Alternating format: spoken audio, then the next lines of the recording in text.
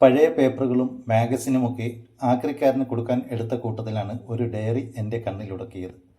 പണ്ട് ഞാൻ പാർട്ടി സമ്മേളനത്തിന് പോയപ്പോൾ കിട്ടിയാണതെന്ന് കവർ പേജ് കണ്ടപ്പോൾ മനസ്സിലായി. പിറ്റേന്ന് മുതൽ ഡയറി എഴുതി തുടങ്ങണമെന്ന തീരുമാനത്തിൽ ഞാനത് ഷെൽഫിൽ ഭദ്രമായി കൊണ്ടുവച്ചതായിരുന്നു. പക്ഷേ പിറ്റേന്നത് കാണാതെയായി.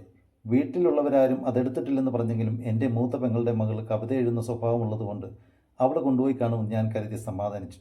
പക്ഷേ ഇപ്പോഴത് കണ്ടപ്പോൾ ആശ്ചര്യത്തോടെ ഞാനത് തുറന്നു നോക്കി. 2/12/2005 മുതൽ ആ ഡയറിയിൽ ആരോ എഴുതി തുടങ്ങിയിരുന്നു. അതിലെ ഓരോ പേജുകളും വായിച്ചു പോകവെ എഴുതിയ ആളെ പിടികിട്ടി. അത് എൻ്റെ അമ്മയുടെ അനുഭവക്കുറിപ്പുകളായിരുന്നു. അതിൻ്റെ തുടക്കം ഇങ്ങനെ ആയിരുന്നു: എൻ്റെ വിഷമങ്ങളൊക്കെ ഞാൻ ആരോട് പറയാനാണ്? കേൾക്കേണ്ടയാൾ എൻ്റെ ഭർത്താവാണ്. പക്ഷേ സ്വബോധത്തോടെ ഒരു രാത്രി പോലും അദ്ദേഹം എൻ്റെ അടുത്ത് വന്നില്ലല്ലോ. മക്കളോട് പറയാൻ പറ്റുന്ന കാര്യങ്ങളുമല്ല. പക്ഷേ എൻ്റെ ഓരോ ദിവസത്തെയും വിശേഷങ്ങൾ എനിക്ക് ആരോടെങ്കിലും പങ്കുവയ്ക്കണം. അങ്ങനെ ഇരിക്കുമ്പോഴാണ് മോൻ കൊണ്ടുവന്ന ഈ ഡയറി ഞാൻ കണ്ടത്. അപ്പോൾ പിന്നെ എനിക്ക് പറയാനുള്ളത് തൽക്കാലം ഡയറിയിൽ കുറിച്ച് വയ്ക്കാമെന്ന് വിചാരിച്ചു. പക്ഷേ ഞാൻ ഡയറി എഴുതുന്നത് ആരും അറിയരുതെന്ന് എനിക്ക് നിർബന്ധമുണ്ടായിരുന്നു. അതുകൊണ്ടാണ് ഗിരീശൻ അറിയാതെ ഈ ഡയറി ഞാൻ കട്ടെടുത്തത്. എന്താ പറയുക, എന്നത്തെയും പോലെ ഇന്നും നേരം പുലർന്നു. അടുക്കളയിലെ വിറകടുപ്പിൽ കത്തിപ്പിടിക്കാതെ പുകഞ്ഞുകൊണ്ടിരുന്ന പച്ചമടലുകൾ ഊതി ഊതി എൻ്റെ നെഞ്ചു പറഞ്ഞു.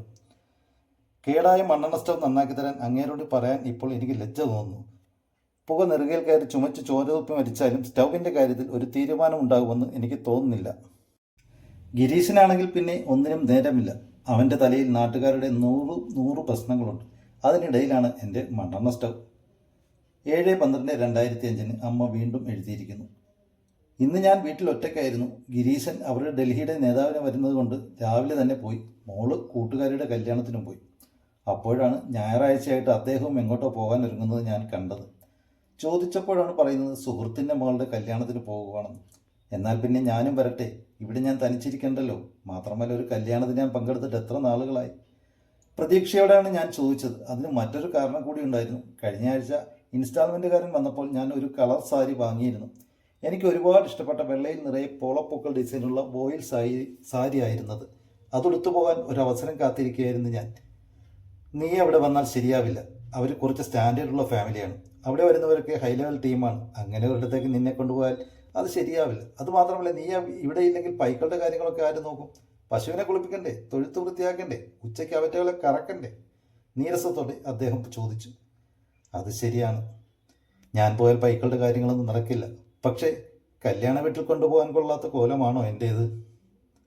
സംശയം തീർക്കാൻ ഞാൻ കിടപ്പൂറിലെ തടിയല്ലമാരുടെ കണ്ണാലിൽ വന്നു നോക്കി. ശരിയാണ്, എനിക്കൊരു മനുഷ്യക്കോലമില്ല. കൊയ്ത്തരുവാൾ പോലെ വളഞ്ഞ ഒരു സ്ത്രീ രൂപം. പക്ഷേ പണ്ട് ഞാൻ ഇങ്ങനെ അല്ലായിരുന്നല്ലോ. ഇവിടെയുള്ളവർക്ക് വെച്ച് വിളമ്പിയും തുണി അലക്കിയും പൈക്കളെ മെച്ചുമൊക്കെ അല്ലേ ഞാൻ ഇങ്ങനെ ആയത്. കല്യാണ സദ്യ കഴിക്കാൻ പറ്റാത്തതിലല്ലായിരുന്നു വിഷമം. എൻ്റെ പോളപ്പോക്കുള്ള ഓയിൽ സാരി ഉടുക്കാൻ കഴിയാത്തതിലായിരുന്നു എനിക്ക് തന്നെ. 10/12/2005 അമ്മ വീണ്ടും ഡയറിയിൽ എഴുതിയിട്ടുണ്ട്. അത് ഞാൻ ആകാംക്ഷയോടെ വായിച്ചു. ഇന്ന് ഞാൻ രാവിലെ അദ്ദേഹത്തോട് ഒരു ആഗ്രഹം പറഞ്ഞു. ഇതിനു മുൻപ് പറഞ്ഞിട്ടുള്ള ആഗ്രഹങ്ങളൊന്നും സാധിച്ചു തന്നിട്ടില്ല. എന്നിട്ടും നാണം കെട്ട് ഞാൻ എൻ്റെ പൂതി അങ്ങോട്ടോട് പറഞ്ഞു. അടുത്ത 1-ാം തീയതി എനിക്ക് ഗുരുവായൂരൊന്ന് പോകണമെന്ന്. അതിന് 1-ാം തീയതി ഇനിയും ദിവസമുണ്ടല്ലോ, അപ്പോൾ ആലോചിക്കാം. അദ്ദേഹം മറുപടി പറഞ്ഞു. അത്രയും മതിയായിരുന്നു എനിക്ക്. പിന്നെ എൻ്റെ കാത്തിരിപ്പ് 1-ാം തീയതി ആകാനായിരുന്നു. അവിടെ പോകുമ്പോൾ പോളപ്പൂക്കൾ സാരി എന്തായാലും ഉടുക്കാമെന്നതായിരുന്നു എൻ്റെ സന്തോഷം. പക്ഷേ എല്ലാത്തിനും വിധി എന്ന ഒന്ന് വേണമല്ലോ. 1-ാം തീയതി വരെ അദ്ദേഹത്തിൻ്റെ ആയുസ് നീണ്ടില്ല. എന്നെ വിധവയാക്കിക്കൊണ്ട് അദ്ദേഹം പോയി.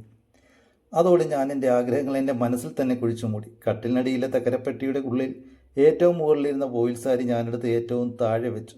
ഇനി ഒരിക്കലും അതിൻ്റെ ആവശ്യം വരില്ലല്ലോ. അതിന് മുകളിലായി നിറം മങ്ങിയ കോട്ടൺ കൊണ്ട് നേരിയതും സ്ഥാനം പിടിച്ചു. ഇനി എന്ത് വിശേഷമാണ് എനിക്കുള്ളത്? അതുകൊണ്ട് ഡയറി എഴുത്ത് ഞാൻ നിർത്തുന്നു. ആ ഡയറിയിൽ അത്രയേ ഉണ്ടായിരുന്നുള്ളൂ. അമ്മ വർഷങ്ങൾക്ക് മുമ്പ് എഴുതിയത് വെറുമൊരു കുത്തിക്കുറുക്കലല്ലായിരുന്നു. എൻ്റെ അമ്മയുടെ അടക്കിപ്പിടിച്ച ആഗ്രഹങ്ങളുടെയും ദൈന്യതയുടെയും നേർചിത്രമായിരുന്നു. അതെന്ന് തിരിച്ചറിഞ്ഞപ്പോഴേക്കും എൻ്റെ നെഞ്ചിനകത്ത് ഭാരം നിറഞ്ഞു. അന്ന് ഞാൻ ഉറങ്ങുന്നതിന് മുമ്പ് ആദ്യമായി അമ്മയുടെ അടുത്ത് ചെന്നു. പാവം, ആരോടും പരിഭവമില്ലാതെ ഉറക്കത്തിന് കാത്ത് ചരിഞ്ഞു കിടക്കുകയായിരുന്നു അമ്മ. അടുത്തിരുന്നിട്ട് ഞാൻ അമ്മയുടെ മെല്ലിച്ച കൈത്തണ്ടയിൽ തൊട്ടു. അമ്മേ, നാളെ 1-ാം തീയതിയാണ്. നേരത്തെ ഉണരണം. നമുക്ക് ഗുരുവായൂർ വരെ ഒന്ന് പോകണം. പിന്നെ ആ തകരപ്പെട്ടിയിൽ സൂക്ഷിച്ചു വെച്ചിരിക്കുന്ന പോളപ്പകുള്ള ഓയിൽ സാരി എടുത്തോളൂ. അത് അമ്മയ്ക്ക് നന്നായി ചേരും. ഞാൻ അത്രയും പറഞ്ഞിട്ടും അമ്മ പ്രതികരിക്കാത്തത് കൊണ്ട് സംശയത്തോടെ ഞാൻ അമ്മയെ എന്നുറക്കെ വിളിച്ചു. ഇല്ല, അമ്മ കേൾക്കുന്നില്ല. അപ്പോഴാണ് അറിയുന്നത് ആ മെല്ലിച്ച കൈ വിറങ്ങലിച്ചിട്ടുണ്ടായിരുന്നു. കഥ ഇഷ്ടമായെങ്കിൽ ലൈക്ക് ചെയ്യണേ.